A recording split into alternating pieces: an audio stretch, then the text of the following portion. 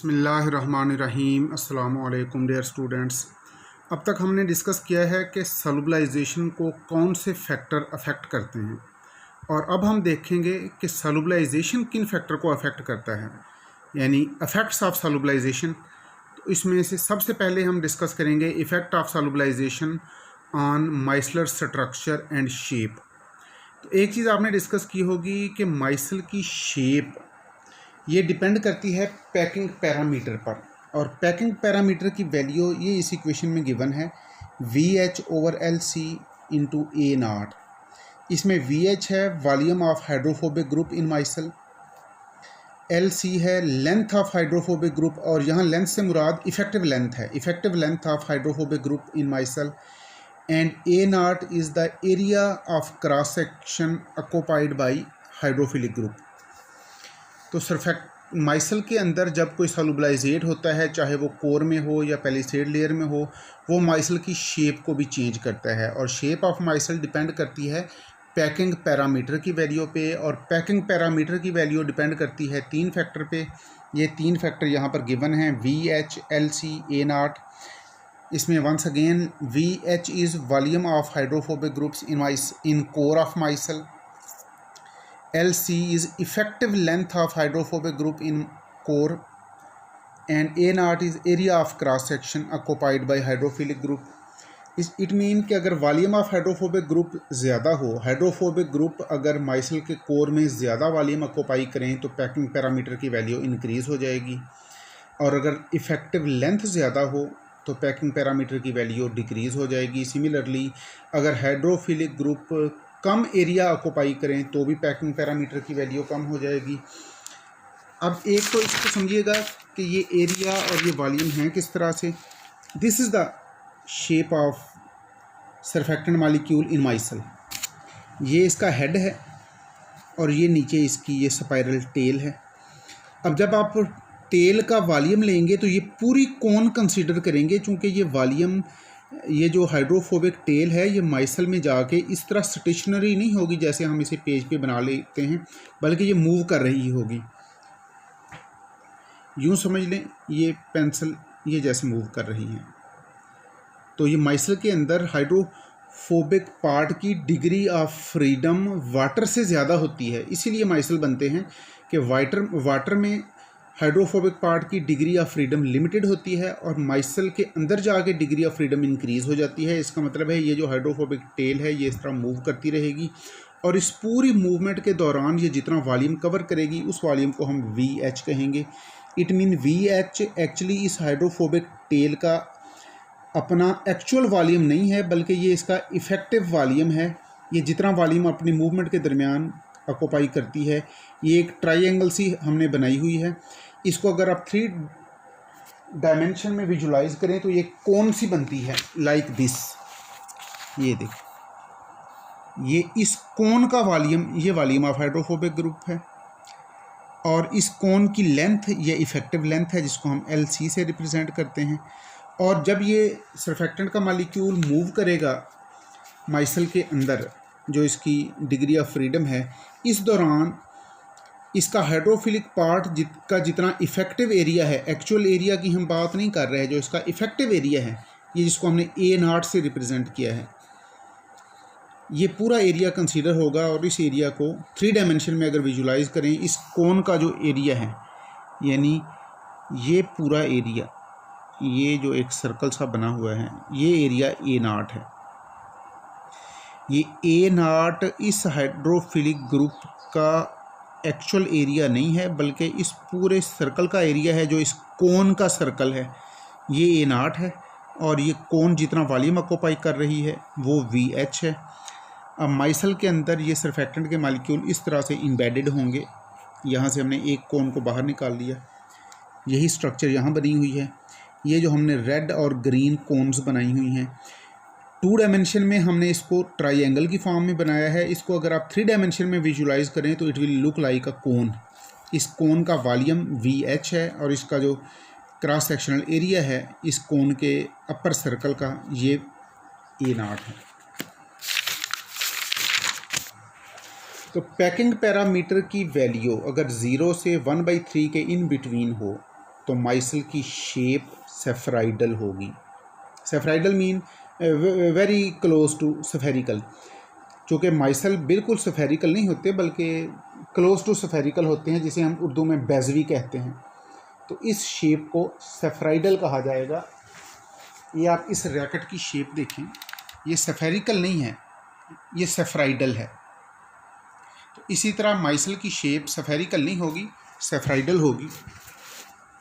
गो कि हम अपनी जनरल डिस्कशन में इसको स्फेरिकल ही कंसीडर करते हैं, लेकिन एक्चुअली इसको सेफराइडल कहना ज़्यादा मुनासिब है।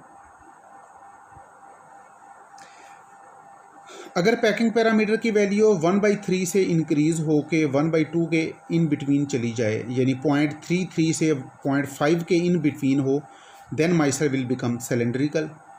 और अगर ये शेप 1/2 से 1 के की रेंज में चली जाए तो माइसल लेमिलार होंगे। Lamellar mean plate like, disc like. और अगर वैल्यू 1 से भी ज़्यादा हो जाए then it will be reverse micelle.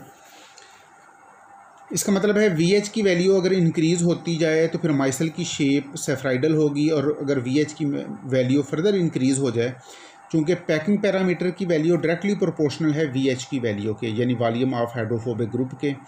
और हाइड्रोफोबिक ग्रुप का इफ़ेक्टिव वॉल्यूम अगर इंक्रीज़ होता जाए, पैकिंग पैरामीटर की वैल्यू इंक्रीज़ होती जाएगी, तो फिर माइसल स्फेरिकल से पहले सिलेंड्रिकल होगा। अगर पैकिंग पैरामीटर की वैल्यू और इंक्रीज़ हो जाए तो ये लेमिलार हो जाएगा, यानी कि डिस्क लाइक हो जाएगा।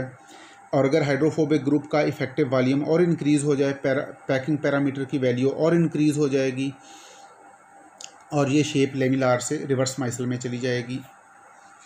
और इसके कंट्रेरी अगर हाइड्रोफिलिक पार्ट का इफ़ेक्टिव एरिया इंक्रीज़ होना शुरू हो जाए तो पैकिंग पैरामीटर की वैल्यू कम होती जाएगी, और माइसल रिवर्स माइसल से लेमिलार में, फिर सिलेंड्रिकल में, और फिर सेफराइडल में आ जाएगा। अब ये जो वॉल्यूम ऑफ हाइड्रोफोबिक ग्रुप है VH, इसकी वैल्यू फाइंड करने के लिए ये मैथमेटिकल इक्वेशन है 27.4 + 26.9 N। यहाँ पर N रिप्रेजेंट करता है number of carbon atom in hydrophobic group को, और इस वॉल्यूम की यूनिट है क्यूब ऑफ एंगस्ट्रॉम। और length of hydrophobic group it will be less or equal to, यानी approximately it will be 1.5 + 1.26 N। और again here N is number of carbon atoms in hydrophobic group, और ये length की unit angstrom. अब देखिए, अगर micelle के अंदर, ये तो हमने प्योर माइसल की बात की है, अब एक्चुअली जो हम पढ़ रहे हैं कि अगर माइसल के अंदर कोई पोलर या नॉन पोलर सॉल्युबलाइजेट इनकॉर्पोरेट हो जाए तो माइसल की शेप में क्या चेंज आएगी। Effect of solubilization on shape and structure of micelle, जो हमारा एक्चुअल टॉपिक है, effect of solubilization on micellar structure and shape. तो फर्स्ट ऑफ ऑल हम देखते हैं कि अगर कोई नॉन पोलर सॉल्युबलाइजेट माइसल के अंदर चला जाए, जब नॉन पोलर सॉल्युबलाइजेट माइसल के अंदर जाएगा तो इसके हाइड्रोफोबिक ग्रुप की डिग्री ऑफ फ्रीडम इंक्रीज़ हो जाएगी, और उसका वॉल्यूम, इफेक्टिव वॉल्यूम भी इंक्रीज़ हो जाएगा। और जब इफेक्टिव वॉल्यूम इंक्रीज़ होगा तो माइसल की शेप सेफराइडल से सिलेंड्रिकल में चली जाएगी।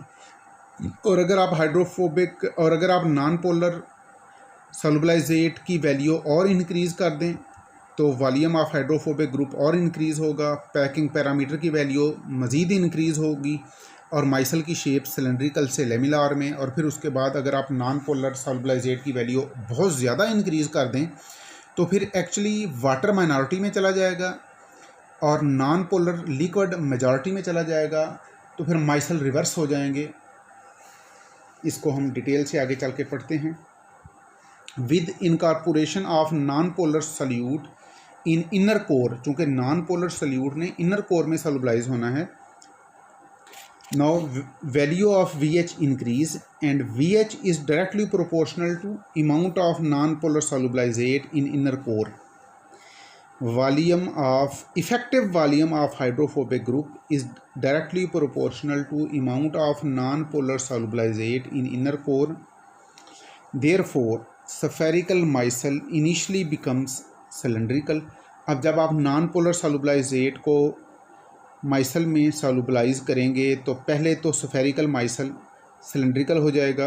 अगर आप फर्दर ऐड करते हैं, further addition of non polar solute converts it into lamellar, और अगर आप और ज़्यादा नॉन पोलर सल्यूट ऐड कर देते हैं तो फिर ये लेमिला आर्ट से कन्वर्ट हो जाएगा नॉर्मल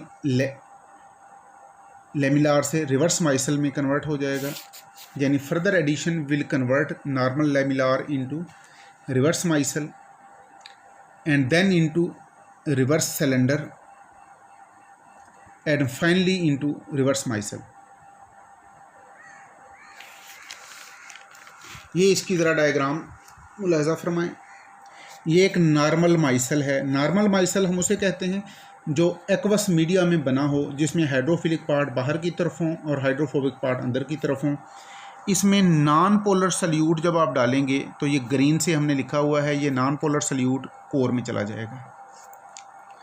अगर आप इसमें और ज़्यादा नॉन पोलर सल्यूट ऐड कर दें, एडिशन ऑफ नॉन पोलर सॉल्युबलाइजेट, जब आप और ज़्यादा अमाउंट में नॉन पोलर सॉल्युबलाइजेट ऐड करेंगे तो volume of effective volume of hydrophobic group increase होगा और माइसल स्फेरिकल से सिलेंड्रिकल शेप में कन्वर्ट हो जाएगा and again non polar solute core में रहेगा।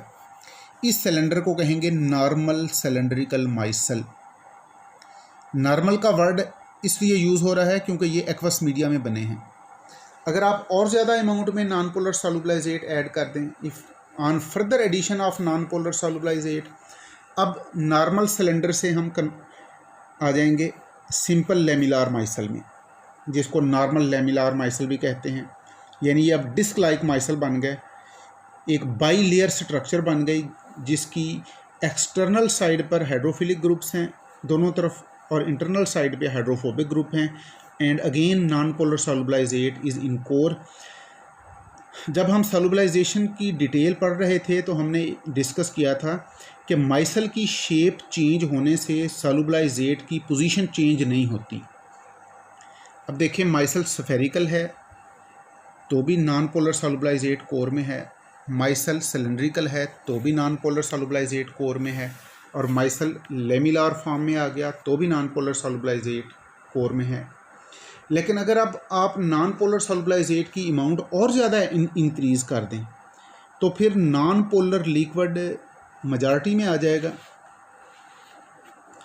देन ये जो सिंपल नॉर्मल लेमिलार था ये रिवर्स लेमिलार हो जाएगा, यानी अब इसमें नॉन पोलर पार्ट बाहर की तरफ चले गए, पोलर पार्ट अंदर की तरफ आ गए। चूँकि अब नॉन पोलर लिक्विड मेजॉरिटी में है तो अब नॉन पोलर लिक्विड सॉल्वेंट बन गया और जो पोलर लिक्विड ऑलरेडी था, जो वाटर था, अब वो अब सॉल्युबलाइजेट में आ गया। वो अब इसकी इंटरनल लेयर में यहाँ पर आके सॉल्युबलाइज होकर बिटवीन, अब ये पोलर सॉल्युबलाइजेट और water it will be incorporated in the inner layer between hydrophilic parts.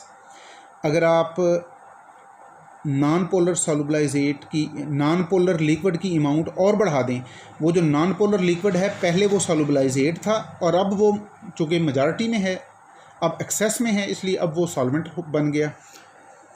तो ये reverse on further addition of non polar liquid, this reverse lamellar will be converted to reverse cylindrical micelle, और इसकी core में polar सॉल्युबलाइजेट होगा या water होगा।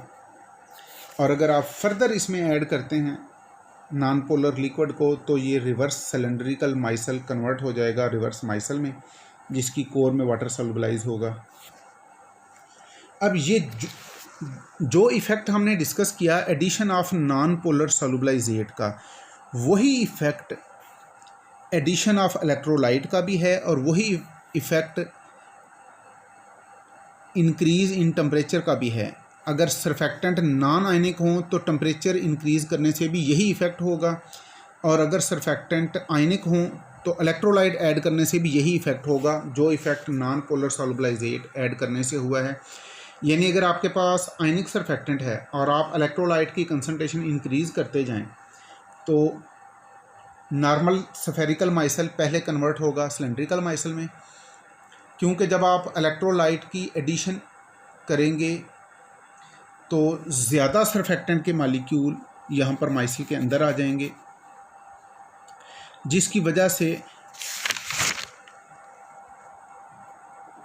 ये effective area hydrophilic group का कम हो जाएगा। इलेक्ट्रोलाइट ऐड करने से हाइड्रोफिलिक ग्रुप का इफेक्टिव एरिया डिक्रीज़ हो जाएगा, चूँकि हाइड्रोफिलिक ग्रुप एक दूसरे के करीब करीब आ जाएंगे, उनके दरमियान रिपल्शन डिक्रीज़ होगी, they will come close to each other, therefore effective area will decrease and value of packing parameter will increase, therefore the micelle will convert from normal spherical to normal cylindrical, and on further addition of electrolyte they will be converted to normal lamellar, and on further addition of electrolyte and this situation will take place.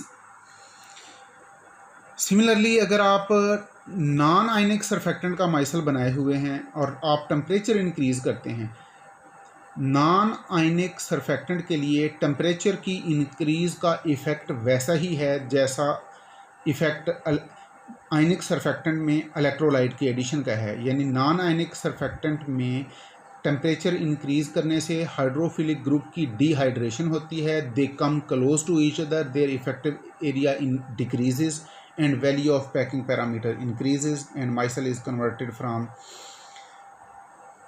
simple to cylindrical and then to lamellar, and this is the situation. अगर आप water की इसमें concentration increase कर दें, अगर आप इस reverse micelle के सोल्यूशन में वाटर ऐड करते जाएं तो ये सारा प्रोसेस रिवर्स हो जाएगा। जब वाटर की कंसंट्रेशन इंक्रीज़ होगी तो ये रिवर्स माइसल पहले कन्वर्ट होगा रिवर्स सिलेंड्रिकल माइसल में, अगर आप और ज़्यादा वाटर डाल दें तो ये रिवर्स लेमिलार माइसल बन जाएगा। अगर आप वाटर की कंसंट्रेशन को और इंक्रीज़ कर दें तो फिर वाटर मेजॉरिटी में चला जाएगा, अब वाटर सॉल्युबलाइजेट की बजाय सॉल्वेंट बन जाएगा, और जो non polar liquid already as a solvent था वो अब सॉल्युबलाइजेट होगा, वो माइनॉरिटी में आ जाएगा और वो सॉल्युबलाइजेट बन के यहाँ कोर में सॉल्युबलाइज हो जाएगा। अगर आप और ज़्यादा वाटर इसमें ऐड कर दें तो फिर नॉर्मल सिलेंडर बनेगा और फाइनली नॉर्मल स्फेरिकल माइसल बन जाएगा। तो इसलिए हम कहते हैं कि एडिशन ऑफ वाटर और decrease in temperature in case of non polar surfactant में रिवर्स दिस प्रोसेस। वाटर का कंसंट्रेशन इंक्रीज़ करने से या टेम्परेचर डिक्रीज़ करने से ये पूरा प्रोसेस अब फिर इस डायरेक्शन में चल पड़ेगा और ये रिवर्स होता जाएगा।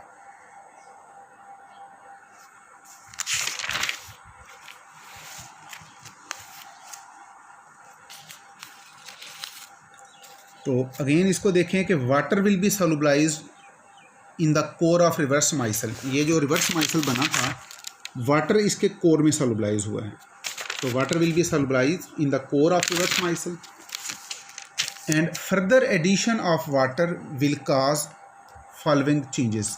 अब हमने कहा जब आप वाटर की कंसंट्रेशन इंक्रीज़ करते जाएंगे तो पूरा प्रोसेस रिवर्स हो जाएगा। यानी रिवर्स माइसल में अगर आपने और ज़्यादा वाटर डाल दिया तो पहले रिवर्स सिलेंडर बनेंगे, अगर आप और वाटर ऐड करेंगे तो रिवर्स लेमिलार माइसल बनेंगे, अगर आप और वाटर ऐड करेंगे तो नॉर्मल लेमिलार माइसल बनेंगे, अगर आप वाटर की अमाउंट को और इन्हांस कर दें तो नॉर्मल सिलेंडर बनेगा, और अगर आप फर्दर वाटर ऐड करें तो फिर नॉर्मल माइसल बन जाएगा जिसकी कोर में नॉन पोलर सॉल्युबलाइजेट सॉल्युबलाइज हो सकते हैं। और सम टाइम लिक्विड क्रिस्टल भी बनते हैं, लेकिन उसकी कुछ कंडीशन हैं जो कि डिपेंड करते हैं सरफेक्टेंट की स्ट्रक्चर पर, नॉन पोलर सॉल्युबलाइजेट की नेचर पर और उनकी रेशो पर। तो some time liquid crystals are also formed but it depends on structure of surfactant, nature of non polar solubilisate and surfactant to solubilisate ratio. यानी लिक्विड क्रिस्टल हमेशा नहीं बनेंगे, इनकी कुछ स्पेसिफिक कंडीशन है, डिपेंड करता है 3 फैक्टर्स पर। लिक्विड क्रिस्टल की फॉर्मेशन 3 फैक्टर्स पर डिपेंड करती है। पहली बात स्ट्रक्चर ऑफ सरफेक्टेंट पे, then liquid crystal formation depends on nature of non polar solubilisate and then it depends on surfactant to solubilisate ratio. तो इसको हम फिलहाल डिटेल में नहीं पढ़ेंगे। अब देखें, ये अब तक हमने पढ़ा है नॉन पोलर सॉल्युबलाइजेट का इफेक्ट। कि अगर आप नॉर्मल माइसल में नॉन पोलर सॉल्युबलाइजेट डालेंगे तो माइसल नॉर्मल माइसल से cylinder, then normal lamellar, then reverse lamellar, then reverse cylinder and then reverse micelle बनेंगे। और अगर आप उसी में दोबारा वाटर की कंसनट्रेशन इंक्रीज़ करते जाएं तो फिर वो पूरा प्रोसेस रिवर्स हो जाएगा। यानी ये बात उन सॉल्युबलाइजेट के लिए है जो कोर में सॉल्युबलाइज होते हैं। अब देखें, जो सॉल्युबलाइजेट पेलिसेड लेयर में सॉल्युबलाइज होते हैं, नॉर्मल अगर आपके पास माइसल हो, नॉर्मल माइसल हम उस माइसल को कहते हैं जो एक्वस मीडिया में बनता हो, जिसमें हाइड्रोफिलिक पार्ट बाहर की तरफ हों और हाइड्रोफोबिक पार्ट अंदर की तरफ हों। तो इस नॉर्मल माइसल में अगर आप कोई पोलर सॉल्युबलाइजेट ऐड करें तो वो पेलिसेड लेयर में सॉल्युबलाइज होगा। और जब वो पेलिसेड लेयर में सॉल्युबलाइज होगा देन व्हाट विल हैपन, इसको ज़रा देखें। जब वो पेलिसेड लेयर में सॉल्युबलाइज होगा तो सरफेक्टेंट के मॉलिक्यूल एक दूसरे से दूर चले जाएंगे और उनका इफेक्टिव एरिया इंक्रीज हो जाएगा। Addition of polar solubilisate that are incorporated in palisade layer. अब ये कौन से सॉल्युबलाइजेट होंगे? जो मीडियम चेन अल्कोहल हैं। They increase value of effective area of hydrophilic group and decrease value of packing parameter. तो जो सॉल्युबलाइजेट पोलर हैं वो इनकॉर्पोरेट होंगे पेलिसेड लेयर में, और इनकी एग्जांपल हमने लिखी मीडियम चेन अल्कोहल। ये हाइड्रोफिलिक ग्रुप के इफ़ेक्टिव एरिया को इंक्रीज़ कर देंगे और पैकिंग पैरामीटर की वैल्यू को डिक्रीज़ करेंगे। इस तरह जब इफ़ेक्टिव एरिया इंक्रीज़ होगा, पैकिंग पैरामीटर की वैल्यू डिक्रीज़ होगी, देन इट मीन कि माइसल की शेप चेंज हो जाएगी। The value of a not not only change with structure of hydrophilic head, but it also depends on concentration of electrolyte, pH, temperature and presence of additives.